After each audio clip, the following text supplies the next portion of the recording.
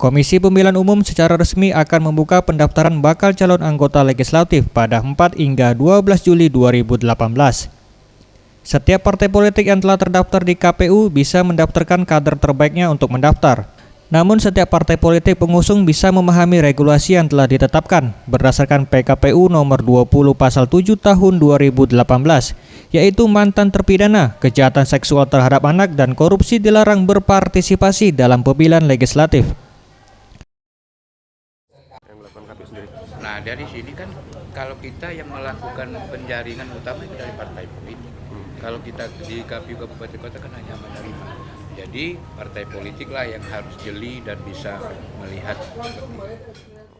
Tentu kita tidak ingin ini menjadi hal yang sifatnya multitafsir nantinya kan, sehingga kita butuh suatu keputusan nantinya dari pengadilan atau keterangan dari pengadilan bahwa yang bersangkutan adalah mantan terpidana korupsi kan. Nah, itu yang akan kita verifikasi nanti. Untuk penegakan aturan tersebut, KPU akan menerima berkas pendaftaran para calon legislatif yang maju di tahun 2019. Kemudian akan dilakukan verifikasi ke pengadilan, BNN, dan kepolisian untuk memastikan calon tersebut sesuai dengan kriteria dari PKPU nomor 20 tahun 2018.